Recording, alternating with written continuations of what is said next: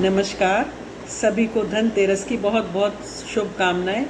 तो जो धनतेरस होती है उस दिन जो हम यम के नाम का दीपक जलाते हैं, यम मतलब यमराज के नाम का, दक्षिण दिशा में हम एक दीपक जलाते हैं जो हमारी मृत्यु से रक्षा करते हैं। दीर्घायु के लिए ये दीपक जलाया जाता है।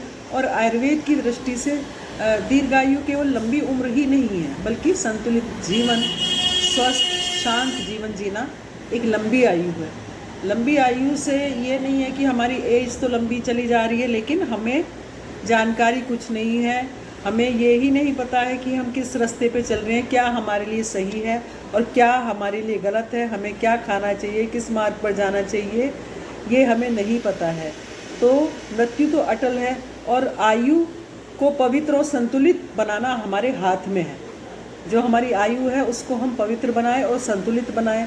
तो आयुर्वेद क्या कहता है, जो यम का दीपक है वो अग्नि तत्व का प्रतीक है। अग्नि जो हमारे जीवन का आधार है, जिससे हमारा पाचन होता है, ऊर्जा मिलती है, तेज मिलता है, चेतना मिलती है।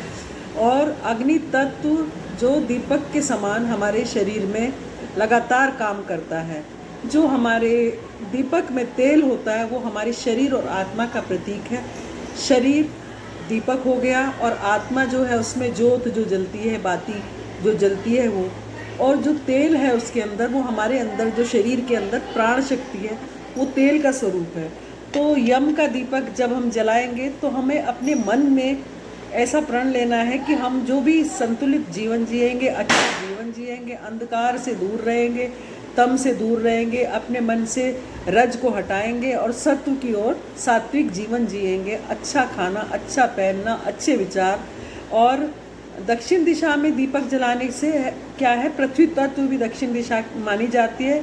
इसे दीपक जलाने से भय, रोग और असंतुलित जो हमारा जीवन है वो संतुलित होता है, ऊर्जा हमारी बढ़ती है।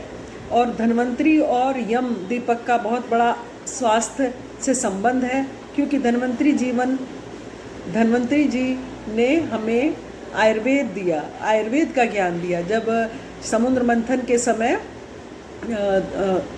कलश लेकर जो हमारे धन्वंतरी भगवान प्रकट हुए थे, तो उससे जो बूंदे गिरी है वो बताते हैं कि आयुर्वेद का वहाँ से जन्म हुआ। लेकिन आयुर्वेद जो है ब्रह्मा जी के द्वारा जो विचार, उनके ब्रह्मा जी के विचार थे, जो उन्होंने समझा था आयुर्वेद को, वो आगे उन्होंने अश्विनी कुमारों को दिया। और अश्विनी कुमारों से फिर आगे ऋषियों में ये परंपरा चली आई।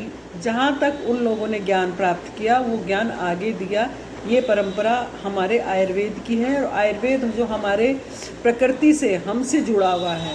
तो हमें आयुर्वेद को अपनाना है। और यम का दीपक जो हम जलाएंगे वो हम ये भी प्रण लेंगे कि हमारा शरीर, मन, आत्मा सब प्रसन्न रहे। जब ये सब प्रसन्न होंगे तो लंबी आयु तो होगी ही होगी। Thank you. Watch for more.